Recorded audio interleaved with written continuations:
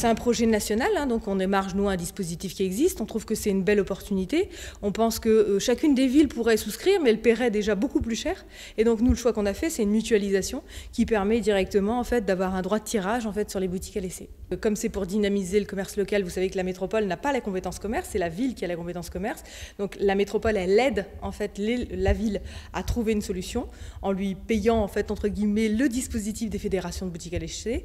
Chaque ville qui va décider de le faire peut solliciter la fédération des boutiques à laisser dès qu'elle a trouvé son lieu. Donc ça démarre maintenant puisque en fait on a voté au niveau du dernier conseil communautaire qui était vendredi le dispositif. Donc à partir de maintenant, il est possible en fait pour chacune des villes de solliciter ce dispositif. C'est maintenant. Le porteur de projet en fait d'abord, en fait, c'est une démarche qui ne va pas lui coûter à l'initiative. C'est d'abord la ville qui fait le choix en fait, de prendre un bail et de le négocier. Hein, c'est d'abord dans cet état d'esprit-là.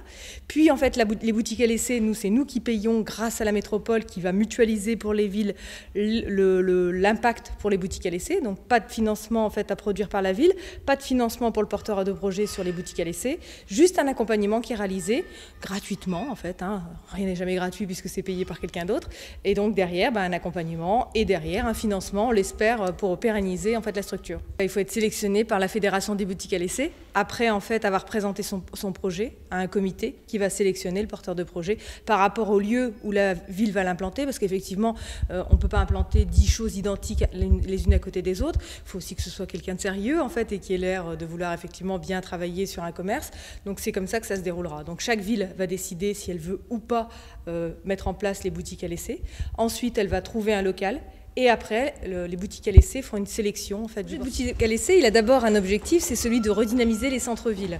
Alors, qu'est-ce qu'on va apporter au travers de ce projet? C'est d'abord en fait une méthodologie, un apport à destination des villes. Alors, qu'est-ce qu'elles doivent faire? Elles doivent d'abord trouver un local vacant. Ensuite, la Fédération des boutiques à laisser va faire un appel à projet et va d'abord mettre une vitrophanie qui permettra de sélectionner le porteur de projet. Puis, en fait, ils vont l'accompagner en fait, à l'interne. Et puis, derrière, en fait, on espère qu'il pérennisera son projet en fait, sur le lieu grâce à l'accompagnement des boutiques de gestion et en fait, des consulaires. Ça n'a rien à voir avec une boutique éphémère. Hein. L'objectif, c'est que ça reste. Parce que souvent, on confond les boutiques à laisser et les boutiques éphémères. Éphémères, on met des choses de façon éphémère pour animer un lieu qui est vide. Là, les boutiques à laisser, c'est un accompagnement qui est fait par la Fédération des boutiques à laisser pour pérenniser le commerce localement.